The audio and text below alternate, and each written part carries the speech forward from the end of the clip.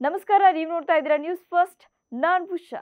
Valentine's day ಬಂದ್ರೆ ಸಾಕು, ಯಾವುದೇ ಹುಡುಗಿ ಇರಲಿ, ಪತ್ನಿ ಇರಲಿ, ತನ್ನ ಪತಿ ಅಥವಾ ಗೆಳೆಯ ಏನ್ ಗಿಫ್ಟ್ ಕೊಡ್ತಾನೆ ಅಂತ ಕಾಯ್ಕೊಂಡು ಕೂತಿರ್ತಾರೆ. ಅವ್ನು ಏನಾದರೂ ವಿಶೇಷವಾಗಿ ಗಿಫ್ಟ್ ತಂದು ಕೊಟ್ಟು ಮಂಡಿಯೂರಿ ಒಂದು ಗುಲಾಬಿ ಹೂ ಕೊಟ್ರೆ, ಪತ್ನಿ ಆಗ್ಲಿ ಗೆಳತಿ ಆಗ್ಲಿ ಅವಳ ಮೊಗದಲ್ಲಿಯೇ ಒಂದು ಗುಲಾಬಿ ಹೂ ಅರಳೋದಂತೂ ಪಕ್ಕ. ಹೇಗಿರುವಾಗ ರಷ್ಯಾದಲ್ಲಿ ಇದಕ್ಕೆ ವಿರುದ್ಧವಾದ ಒಂದು ಘಟನೆ ನಡೆದೋಗಿದೆ. ರಷ್ಯಾದ ಪತಿಯೊಬ್ಬ ತನ್ನ ಪತ್ನಿಗೆ ವ್ಯಾಲೆಂಟೈನ್ಸ್ ಡೇಗೆ ಸರ್ಪ್ರೈಸ್ ಕೊಡೋಕಂತ ಐಷಾರಾಮಿ ಹಾಗೂ ದುಬಾರಿಯಾದ ಪೋರ್ಷ್ ಮಕಾನ್ ಕಾರನ್ನ ಗಿಫ್ಟ್ ಮಾಡಿದ್ದ. ಪತ್ನಿ ಮಾತ್ರ ನನಗೆ ನೀನು ಗಿಫ್ಟ್ ಬೇಕಾಗಿಲ್ಲ ಅಂತ ತಿರಸ್ಕರಿಸಿದ್ದಾಳೆ.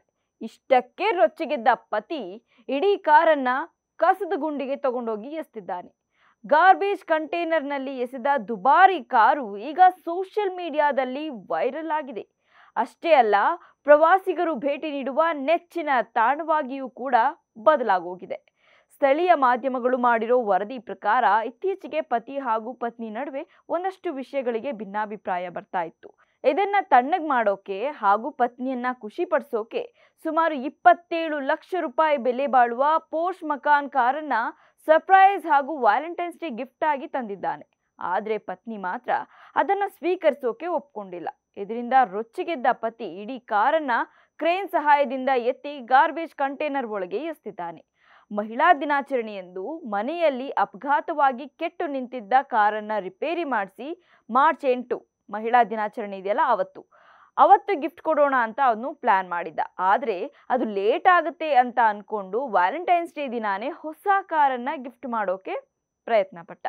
ಆದ್ರೆ ಆಕೆ ಅದನ್ನ ಮನೆಯಲ್ಲಿರೋ ಕಾರನ್ನೇ ರಿಪೇರಿ ಮಾಡಿಸಿ ವಾಪಸ್ ನನಗೆ ತಂದ್ಕೊಟ್ಟಿದ್ದೀಯಾ ಅಂತ ಮತ್ತಷ್ಟು ಕೋಪಗೊಂಡಿದ್ದಾಳೆ. ಇದರಿಂದ ಬೇಜಾರಾಗಿದ್ದ ಪತಿ ಅದನ್ನ ತಗೊಂಡೋಗಿ ಗಾರ್ಬೇಜ್ ಕಂಟೈನರ್ಗೆ ಹಾಕಿದ್ದಾನೆ. ದೊಡ್ಡದಾದ ಗಾರ್ಬೇಜ್ ಕಂಟೈನರ್ಗೆ ಕರೆಕ್ಟ್ ಆಗಿ ಹೊಂದ್ಕೊಂಡು ಮೇಲೆ ನಿಂತಿರೋ ಕಾರು ಈಗ ದೊಡ್ಡದಾಗಿ ಸದ್ದು ಮಾಡ್ತಾ ಇದೆ. ಹೋಗೋರು ಬರೋರು ಅದರ ಫೋಟೋ ತಗೊಂಡು ಸೋಷಿಯಲ್ ಮೀಡಿಯಾದಲ್ಲಿ ಪೋಸ್ಟ್ ಮಾಡ್ತಿದ್ದಾರೆ. ರಷ್ಯಾಗೆ ಬಂದ ಪ್ರವಾಸಿಗರಿಗೂ ಇದರ ಬಗ್ಗೆ ಕುತೂಹಲ ಉಂಟಾಗಿ ಇಲ್ಲಿಗೆ ಬಂದು ಅನಾಥವಾಗಿ ಬಿದ್ದಿರೋ ಕಾರ್ನ ನೋಡ್ಕೊಂಡು ಹೋಗ್ತಿದ್ದಾರೆ.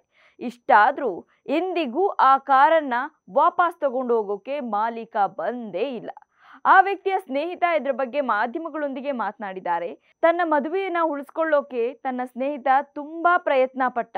ಅದು ಈ ದುಬಾರಿ ಕಾರನ್ನು ಖರೀದಿ ಮಾಡಿದ್ದಾನೆ. ಆದ್ರೆ ಇದು ಕೂಡ ಅವರ ನಡುವೆ ದೊಡ್ಡ ಕಂದಕವನ್ನೇ ಸೃಷ್ಟಿ ಮಾಡಿತ್ತು ಅಂತ ಹೇಳಿದ್ದಾರೆ. ಒಟ್ನಲ್ಲಿ ಇಲ್ಲಿ ಆ ದಂಪತಿ ಒಂದಾಗಿಲ್ಲ, ಕಾರು ಅನಾಥವಾಗಿದೆ. ಈ ಕತೆ ಕ್ಲೈಮ್ಯಾಕ್ಸ್ ಏನಾಗುತ್ತೋ ಗೊತ್ತಿಲ್ಲ. ಕ್ಷಣ ಕ್ಷಣದ ಮಾಹಿತಿಗಾಗಿ ನೋಡ್ತಾ ಇರಿ ನ್ಯೂಸ್ ಫಸ್ಟ್. ನಿರ್ಭೀತಿಯಿಂದ ನಿಮ್ಮ ಪರವಾಗಿ.